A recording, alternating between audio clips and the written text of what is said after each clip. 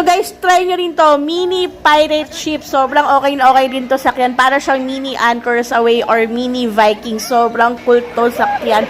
Talagang mag-e-enjoy mga kids.